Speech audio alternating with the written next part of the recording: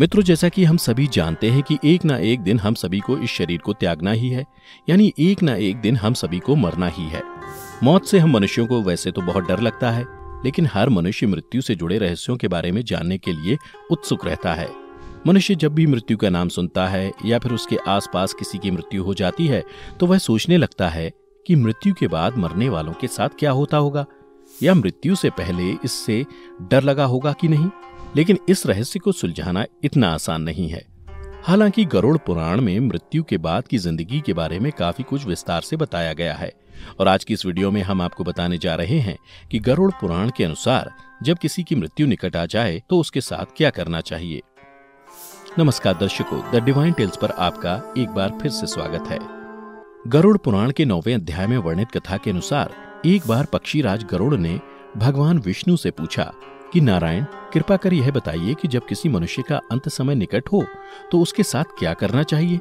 तब भगवान विष्णु गरुड़ से बोले, हे पक्षीराज, अंत समय जब प्राणी अपना शरीर छोड़ने लगता है तो परिवार के लोगों को चाहिए कि वो आंगन में तुलसी के समीप गोबर से एक मंडल की रचना करें। उस मंडल के ऊपर पहले तिल बिखेर दें, फिर कुशों को बिछा दें। उसके बाद उसके ऊपर श्वेत यानी सफेद वस्त्र के आसन पर शालिग्राम शिला को स्थापित करें। वेदों में भी बताया गया है कि शालिग्राम पाप, दोष और भय को हर लेते हैं, इसलिए शालिग्राम के समीप में मरने से प्राणी की मुक्ति सुनिश्चित है। इतना ही नहीं, जहाँ जगत के ताप का हरण करने वाली तुलसी वृक्ष की छाया है, वहाँ मरने से भी सदैव मुक्ति ही होती है। भगवान विष्णु गरुड़ को बताते हैं कि हे गरुड़, जिसके आंगन में तुलसी वृक्ष लगा हुआ है वह घर तीर्थ के समान है, वहाँ यमदूत प्रवेश नहीं करते। तुलसी के पत्तों से युक्त होकर जो प्राणी अपने प्राणों का परित्याग करता है तो यमराज उसे देख नहीं सकते, भले ही उसने अपने जीवन में सैकड़ों पाप क्यों न किए हों। इतना ही नहीं, तुलसी के पत्तों को मुख में रखकर तिल और कुश के आसन पर मरने वाला व्यक्ति पुत्रहीन हो तो भी निसंदेह वैकुंठ को जाता है। असुर, दानव और दैत्य तिल को देखकर भाग जाते हैं। इसके अलावा कुश, अग्नि, मंत्र, तुलसी, ब्राह्मण और गौ ये बार बार उपयोग किए जाने पर भी निर्माल्य अर्थात अपवित्र नहीं होते, जबकि पिंडदान में उपयोग किए दर्भ, प्रेत के निमित्त भोजन करने वाले ब्राह्मण, नीच के मुख से उच्चारित मंत्र, नीच संबंधी गाय और तुलसी तथा चिता की आग ये सब अपवित्र होते हैं। उसके बाद गोबर से लिपी हुई और कुश बिछाकर संस्कार की हुई पृथ्वी पर मरणासन व्यक्ति को स्थापित करना चाहिए। मरणासन व्यक्ति को चौकी पर नहीं रखना चाहिए, क्योंकि मेरे सहित ब्रह्म, रुद्र तथा अन्य सभी देवता उस मंडल पर विराजमान रहते हैं, इसलिए मंडल की रचना करनी चाहिए। जो भूमि लेप रहित होती है अर्थात मलमूत्र आदि से रहित होती है वह सर्वत्र पवित्र होती है, किंतु जो भूमि मलमूत्र आदि से दूषित है वहां पुनः लीपने पर उसकी शुद्धि हो जाती है। बिना लीपी हुई भूमि पर और चारपाई पर राक्षस, पिशाच, भूत, प्रेत और यमदूत प्रविष्ट हो जाते हैं। इसलिए भूमि पर मंडल बनाए बिना अग्निहोत्र, श्राद्ध, ब्राह्मण भोजन, देव पूजन और आतुर व्यक्ति का स्थापन नहीं करना चाहिए। इसलिए लीपी हुई भूमि पर मरणासन व्यक्ति को लिटाकर उसके मुख में स्वर्ण और रत्न देना चाहिए। जो शालग्राम शिला के जल को बिंदु मात्र भी पीता है वह सभी पापों से मुक्त हो वैकुंठ लोक में जाता है। इसलिए मरणासन व्यक्ति को महापातक को नष्ट करने वाले गंगा जल को देना चाहिए। गंगा जल का पान सभी तीर्थों में किए जाने वाले स्नान दानादि के समान माना गया है। जो शरीर को शुद्ध करने वाले चंद्रायण व्रत को 1000 बार करता है और जो एक बार गंगा जल का पान करता है वे दोनों समान फल वाले रहते हैं। हे पक्षीराज, अग्नि के संबंध में जैसे रुई की राशि नष्ट हो जाती है उसी प्रकार गंगा जल से पातक भस्मसात हो जाते हैं। इतना ही नहीं, अन्य नदियां मनुष्यों को स्नान करने पर पवित्र करती हैं, किंतु गंगा जी तो दर्शन, स्पर्श, दान अथवा उनका कीर्तन करने मात्र से सैकड़ों हजारों पुण्य रहित पुरुषों को भी पवित्र कर देती हैं। इसलिए संसार से पार लगाने वाले गंगा जल को मरणासन व्यक्ति को पिलाना चाहिए। जो व्यक्ति प्राणों के कंठगत होने पर गंगा गंगा कहता है वह विष्णु लोक को प्राप्त होता है और पुनः भूलोक में जन्म नहीं लेता। इसके अलावा प्राणों के निकलने के समय जो प्राणी श्रद्धा युक्त होकर मन से गंगा का चिंतन करता है वह भी परम गति को प्राप्त होता है।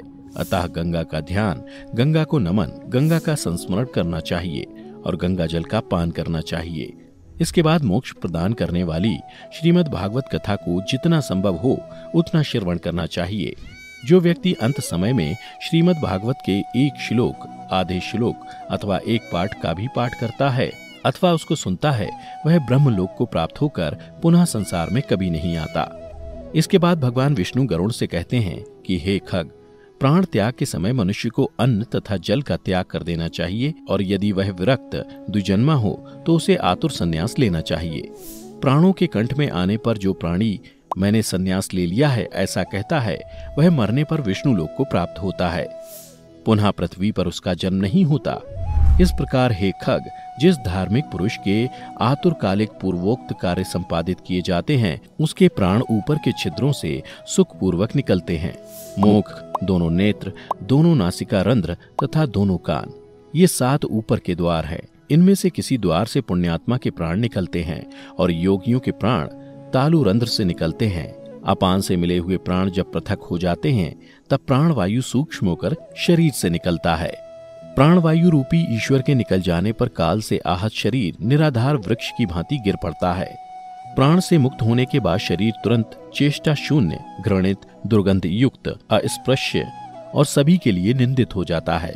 इस शरीर की कीड़ा, विष्ठा तथा भस्म रूप 3 अवस्थाएं होती हैं।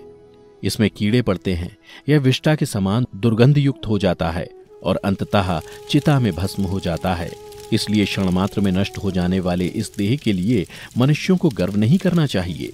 पंचभूतों से निर्मित इस शरीर का पृथ्वी तत्व पृथ्वी में लीन हो जाता है, जल तत्व जल में, तेज तत्व तेज में और वायु तत्व वायु में लीन हो जाता है। इस प्रकार आकाश तत्व भी आकाश में लीन हो जाता है।